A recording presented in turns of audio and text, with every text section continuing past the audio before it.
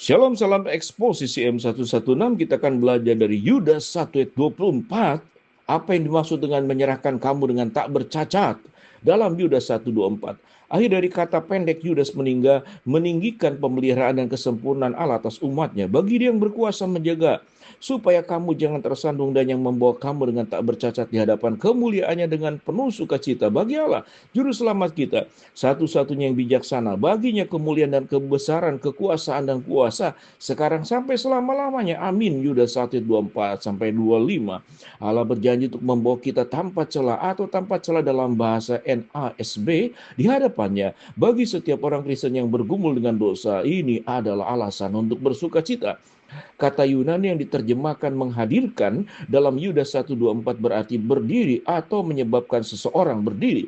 Allah akan menyebabkan kita berdiri di hadapan kemuliaannya, berdiri di hadapan Allah menyiratkan presentasi formal. Mengapa kamu menghakimi saudaramu atau mengapa engkau menghina saudaramu? Karena kita semua harus menghadap tahta pengadilan Allah. Roma 1:14 ayat yang ke-10. Kata kerjanya bukan pasif tetapi aktif. Allah secara aktif mempersiapkan kita untuk berdiri di hadiratnya yang kudus. Dia memulai keselamatan dan menyelesaikannya. Filipi 1 ayat yang ke-6. Sehingga kita dapat berdiri dengan yakin di hadapannya tanpa rasa takut atau malu. Sekarang anak-anakku tinggallah di dalam dia, sehingga ketika ia datang kita dapat mempunyai keyakinan dan tidak menjadi takut kepadanya pada kedatangannya. 1 Yohanes 2 ayat 28. Kata Yunani yang diterjemahkan sebagai tanpa celah adalah kata majemuk yang berarti tidak bercacat atau cacat. Kata itu digunakan dalam Septuaginta Yunani untuk menggambarkan hewan kurban yang harus tanpa cacat dan tanpa celah. Keluaran 29 ayat yang pertama, Imamat 1 ayat yang kedua. Dalam perjanjian baru kata yang sama mengacu kepada kemurnian moral dan spiritual dalam Kristus. Efesus 1 ayat yang keempat menyatakan, ia telah memilih kita di dalam dia sebelum dunia dijadikan, supaya kita kudus dan tak bercacat di hadapannya. Demikian pula dalam Kolose 1 ayat 22 menyatakan, sekarang diperdamaikannya di dalam tubuh jasmaninya oleh kematiannya untuk menempatkan kamu sebagai orang-orang kudus yang tak bercacat, tak bercela di hadapannya. Ketidakberdosaan hanya dapat dicapai melalui darah Kristus dan kuasa Roh Kudus yang menguduskannya. Kemampuan dan komitmen Allah untuk menyajikan kamu tak bercacat adalah bukti kuasa hikmat dan kasih-Nya yang sabar. Ia akan menempatkan kita di hadapan kemuliaannya dan kita akan memandangnya muka dengan muka. Itulah puncak keselamatan Allah bersemayam dalam terang yang tak terhampiri. 1 Timotius 6 ayat 16.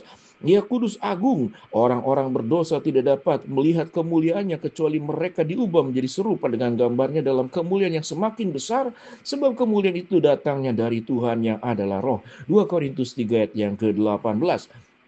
Yudas 1 ayat 24 memiliki makna eskatologis. Orang-orang percaya suatu hari nanti akan dimuliakan dan sepenuhnya disesuaikan dengan gambar Kristus. Roma 8 ayat 29 sampai 30. Tuhan akan memastikan semua orang yang masuk ke Yerusalem baru, bersih dan tak bercacat. Tidak akan ke dalamnya sesuatu yang najis atau orang yang melakukan kekejian atau dusta, tetapi hanya mereka yang namanya tertulis dalam kitab kehidupan anak domba itu.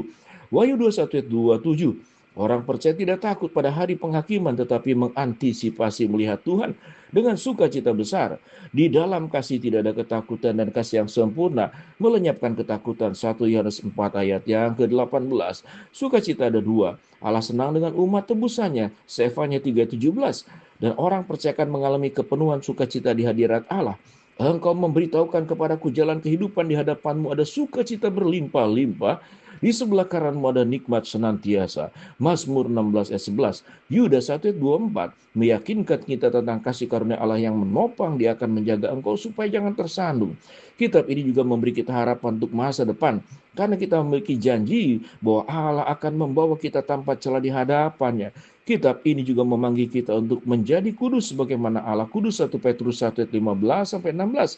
Saat kita merenungkan Yudas 1 ayat 24, semoga kita diingatkan tentang kesetiaan dan sukacita yang terbentang di hadapan kita. Shalom.